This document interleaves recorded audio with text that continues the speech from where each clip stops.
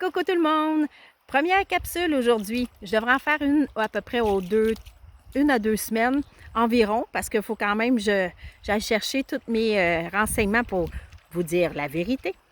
Alors voilà, aujourd'hui nous allons parler des chamans. Oui, chaman, ça vient de la Sibérie, d'une tribu en Sibérie. Et chaman, ça veut dire celui qui sait. Les chamans, souvent, c'est des travailleurs de lumière, des guérisseurs, souvent des thérapeutes, tout ce qui est en lien avec les autres dimensions, excusez-moi, ça pique, c'est des bons conseillers, naturopathes, en tout cas, c'est vraiment relié à la nature avec Gaïa, autant pour les arbres, les plantes et les animaux. Alors, ces gens-là adorent être dans la nature, adorent se déposer dans la nature, ils ont des liens hyper puissant avec Gaïa. C'est des personnes qui vont travailler aussi avec la médication au niveau des plantes, tout ce qui est naturel. Pour être chaman, considéré chaman, c'est de naissance, il faut avoir 3 caractéristiques. La première, c'est vraiment d'avoir un état de conscience altéré. Souvent, c'est des gens qui vont être, qui partent en transe facilement. Quelqu'un qui est dans l'une comme moi. Je pars facilement de l'autre bord. Fait que ça, c'est une des premières qualités, on va dire qualité. Sinon, comment réagir entre les mondes? Avoir un lien entre les deux mondes, les mondes parallèles, appelez ça le monde intra-terre, appelez ça la terre intérieure, mais il faut avoir un lien avec eux. C'est comme ça qu'on va souvent chercher les réponses à nos questions.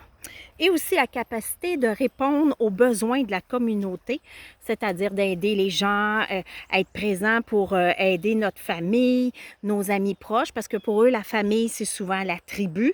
Alors, c'est les gens qui sont autour d'eux.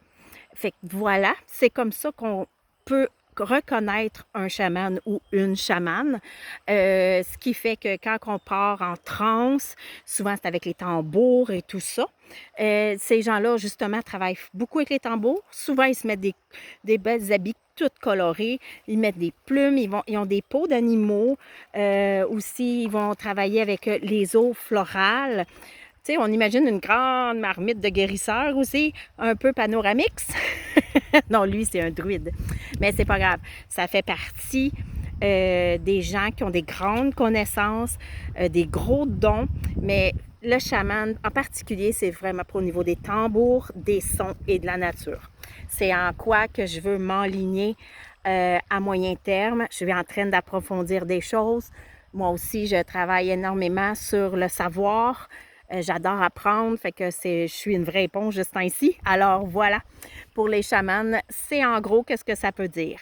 Fait qu'une petite capsule de fête. Fait j'espère que ça vous a intéressé. Fait qu'un autre bientôt à suivre. Je vous souhaite une excellente journée.